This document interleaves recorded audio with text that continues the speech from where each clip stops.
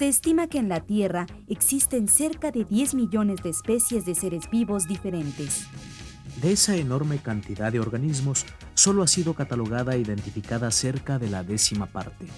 Esto quiere decir que de los 10 millones de especies existentes, solo conocemos aproximadamente 1 millón. Y tal vez el conocimiento de las especies que habitan nuestro planeta sería mucho menor si los científicos no hubieran creado una útil herramienta: la taxonomía, rama de la biología que clasifica a los organismos. Mediante la clasificación, el hombre ha podido ordenar a los diferentes seres vivos, agrupándolos de acuerdo con sus características comunes. Clasificar es una tarea imprescindible para la biología, pues ayuda a distinguir los diferentes seres vivos y a descubrir las relaciones que guardan entre sí. Los estudiosos han establecido 2 tipos básicos de clasificación: las clasificaciones artificiales y las clasificaciones naturales.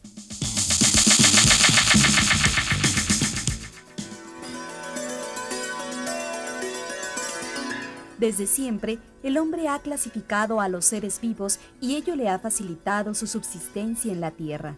Entre las primeras clasificaciones hechas por el ser humano se encuentran las clasificaciones artificiales, que resultaban sumamente prácticas.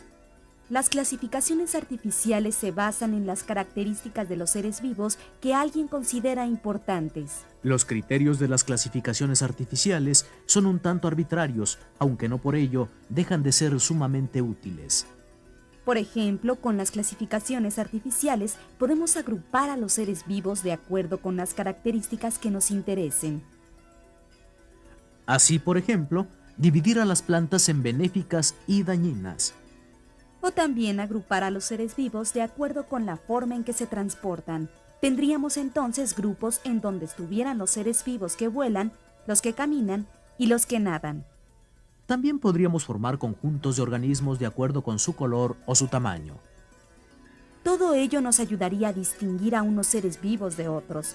Sin embargo, esta forma de clasificación no revelaría verdaderamente la naturaleza o las relaciones que en realidad existen entre los seres vivos. A pesar de sus limitaciones, las clasificaciones artificiales sirvieron para establecer las primeras descripciones de los seres vivos. Los problemas de estas clasificaciones radican en la diversidad de criterios empleados y en que no toman en cuenta la verdadera relación que existe entre los seres vivos.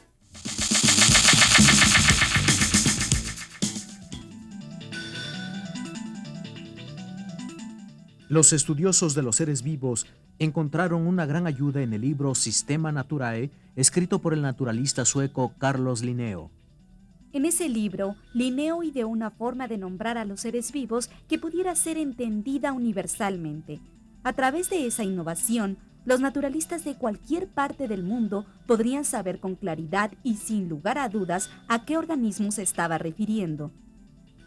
Ese era un gran problema, pues para un mismo ser existían muchos nombres. Un cerdo era también un marrano, un puerco o un chancho. Los conflictos aumentaban cuando alguien no estaba familiarizado con esos términos o era ajeno por completo a un idioma. En lugar de emplear los nombres comunes para referirse a los seres vivos, Linneo inventó una nomenclatura a la que se le llama nomenclatura binominal. La nomenclatura binominal está conformada solo por 2 palabras escritas en latín. Las 2 palabras que forman la nomenclatura son el género y la especie a la cual pertenece un determinado organismo. La nomenclatura binominal, conocida también como nombre científico, fue la base de las clasificaciones modernas. Aunque las clasificaciones realizadas por Linneo eran artificiales y en la actualidad han caído en desuso, la nomenclatura empleada por él constituyó un gran avance para el establecimiento de las clasificaciones naturales.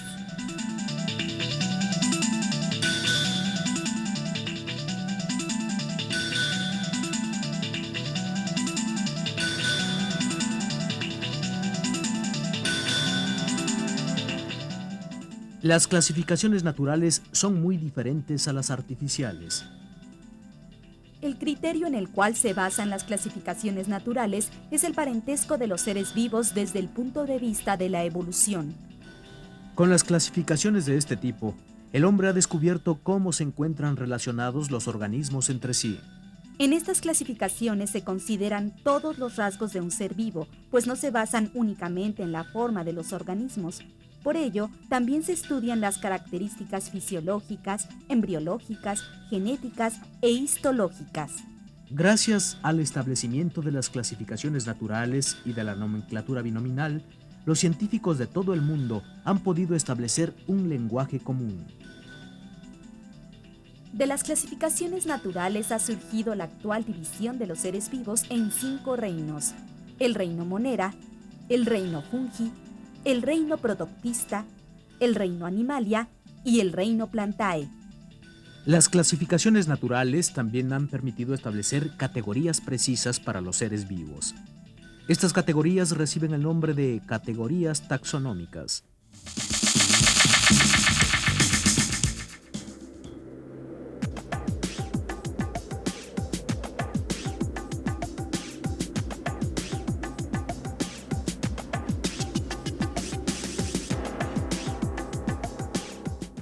Se dice que un ser vivo pertenece a un reino porque comparte ciertas características con un amplio grupo de individuos.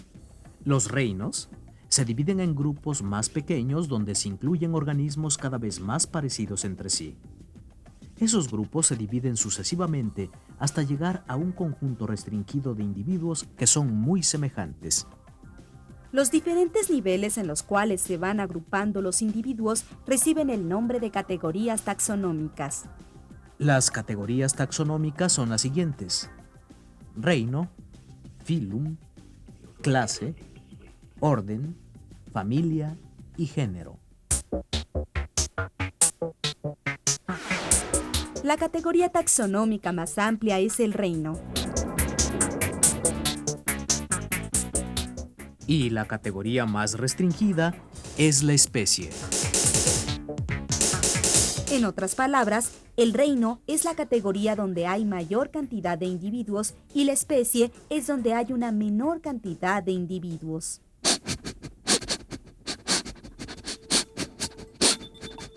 Veamos un caso específico para comprenderlo mejor: el del perro. Un perro pertenece al reino Animalia. Dentro de este reino hay una gran diversidad de individuos que comparten muchas características. En el reino Animalia se encuentran tanto el perro como la mosca, el tiburón, el hombre, la vaca, el zorro, la rana y el lobo, entre otros, aunque nos parezcan seres completamente distintos. El perro pertenece al filum de los cordados. En este filum solo entran aquellos animales que cuentan con una cuerda dorsal. El perro y el ser humano se encuentran dentro de este filum, pero la mosca, por ejemplo, queda descartada pues no tiene una cuerda dorsal. Es decir, la mosca pertenece al reino Animalia, pero no al filum de los cordados. En la siguiente categoría, el perro se ubica dentro de la clase de los mamíferos. Aquí se encuentran también seres como el hombre o las vacas, pues alimentan a sus crías con leche materna. Sin embargo, otros cordados como la rana y el tiburón no forman parte de la clase de los mamíferos. Si hablamos del orden, el perro pertenece al de los carnívoros. La vaca queda fuera de este orden, pues se alimenta únicamente de hierbas y no de carne. El perro y la vaca se parecen en cuanto a que forman parte del reino animal, son del filum de los cordados y de la clase de los mamíferos. Pero se diferencian en cuanto a que el perro es del orden de los carnívoros y la vaca del orden de los herbívoros.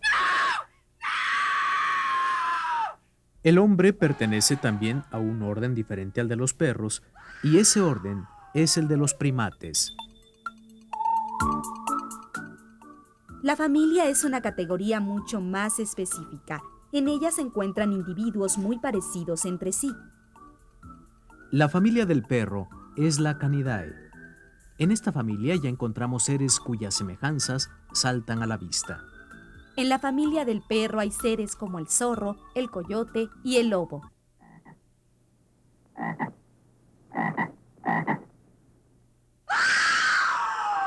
Como puedes ver, en esta categoría taxonómica ya no se encuentran organismos que se incluían en otras categorías como la rana, el hombre, la vaca o la mosca.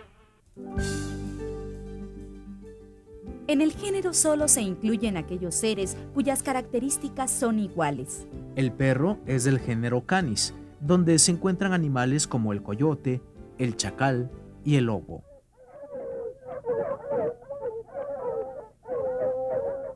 El zorro, aunque es de la familia Canidae, ya no forma parte del género Canis. La última categoría taxonómica se refiere a la especie. De esta categoría solo forman parte los seres que tienen un antepasado común y son capaces de reproducirse entre sí, dando origen a hijos fértiles. La especie es la categoría fundamental de la taxonomía. El perro, ese fiel amigo que nos ha seguido a lo largo de nuestra explicación, pertenece a la especie Familiaris. La especie lo distingue de otros miembros del género Canis. El coyote es de la especie Lautrens, el lobo gris de la especie Lupus y el lobo rojo de la especie Rufus. La diferencia de la especie significa que un perro solo puede tener descendencia fértil con otros miembros de su especie y jamás con un lobo.